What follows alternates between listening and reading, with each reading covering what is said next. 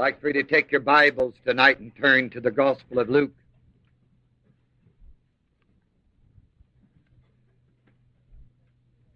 As I said to you a little while ago, the Word of God, I believe, reaches down into every segment of life and activity. And if it takes men in different categories and women in different categories to hold forth the Word in their professions and in their fields. Last night I said to the people in Lansing, Michigan, don't read what people say about the way. Read what the way says about the Word. You see, if we have any reason for the outreach of this ministry, it's the knowledge of the Word that God has available for His people. I do not believe that it's by accident that we are living. I believe it's by providence. I believe that we were born at the time we were born and in the places we were born because God knew what He was doing even before the foundations of the world. I believe that God has separated out for Himself and is separating out for Himself people all over the world who are being confronted with the integrity and the accuracy of God's Word. And they have to make up their mind whether they really want to stand on that Word or if they don't. Last night, on every representative's desk, senator's desk, the governor's desk in the state of Michigan, there was this copy, a copy of this statement by State Senator Hayes E. Gahagan from Maine. This copy was also released to all the news media. And then last night, at the time of our meeting of America Wakes, previous to the America Wakes production, this was the thing that State Senator Hayes Gahagan from Maine read to the people. Tonight I'd like to read it because I would like for it, of course, to go into the tape that's going around the country so that our people everywhere who are interested in our country as well as in the integrity and accuracy of God's Word will know what the senator said. This now is Senator Hayes Gahagan's presentation last night just before the America Wakes production. America today is a troubled and internally divided, is as troubled and internally divided as it was in the days of the great emancipator Abraham Lincoln. Our beloved country is fighting a civil war today, in a sense, because our people are so deeply divided. The old contend with the young, parents with their children, men with women, people of modest means with those who desperately seek basic sustenance. Our war is essentially a war of words and thoughts, but the casualties of this usually verbal assault on one another are very real. This war's wounds are inflicted with hateful arguments instead of with rifle bullets and bayonets. The resulting broken homes and barren marriages have caused anxious and often makeshift social arrangements which seeks to take the place of the home life America has lost. The strife and contention is seemingly engulfing us, bringing forth many social and political responses which are completely missing the point. These responses seek to make people feel a little better about themselves and each other, and seek to give people life support while they vainly attempt to reason their way out of the trap in which they find themselves. This support most often takes the form of money or its equivalent. As the economic system has continued to falter in recent months, the pleas for increased subsidy have come from the distressed.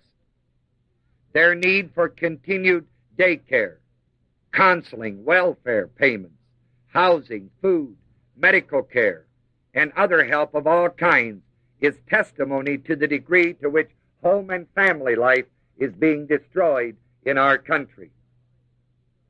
We are finding it economically impossible to provide separate but equal living arrangements for each of the fragments of former families. The economic squeeze is forcing rather than bringing people closer together, really only in the common recognition of their personal and economic problems. Abraham Lincoln brought his simple faith and vision to America in her last time of great trouble. In our present strife, Lincoln's faith still teaches us the direction we ought to go. As a boy, Lincoln had only 6 books of his own: the Bible, Aesop's Fables, Robinson Crusoe, The Pilgrim's Progress, Weems' Life of Washington, and a history of the United States. Lincoln had less than 1 year's attendance at school, yet he read and reread those 6 books and borrowed others. Modern education forces us to read large numbers of books rather superficially. Lincoln read his few books carefully and thoughtfully. When America was desperately divided and the survival of the country itself was threatened, it was Lincoln who was selected to lead America in what was then the darkest hour of her history since the founding. This proved a fortunate choice because Lincoln's faith and vision were guided by his careful study of the Bible.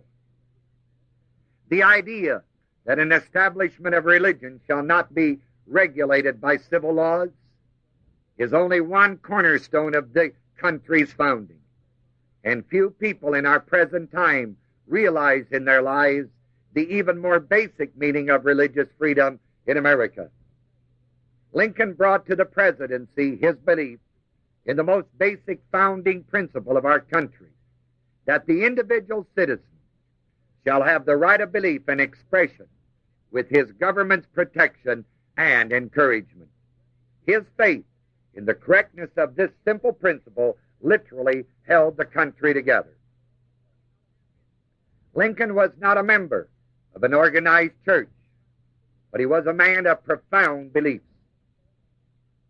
Lincoln said, "I have never united myself to any church because I have found difficulty in giving my assent without mental reservations to the long, complicated statements of Christian doctrine which characterize their articles of belief and confessions of faith.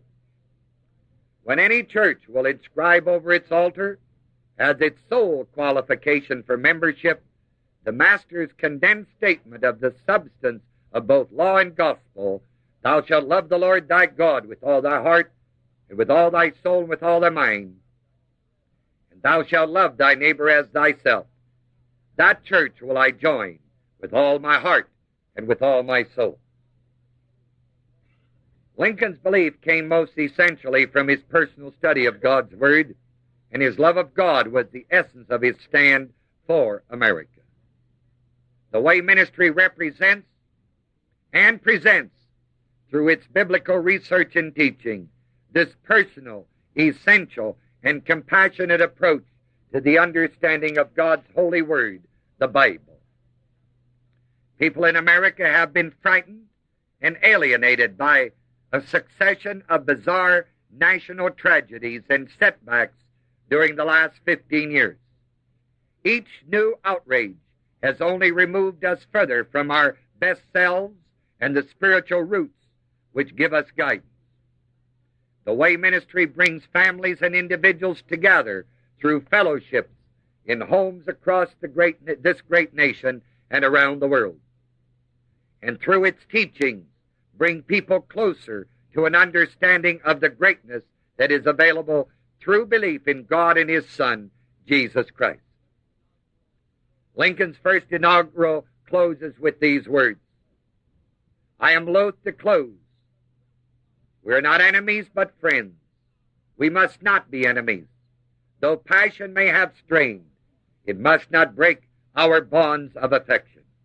The mystic cords of memory, stretching from every living heart and hearthstone all over this broad land, will yet swell the chorus of the Union, when again touched, as surely they will be, by the better angels of our nature.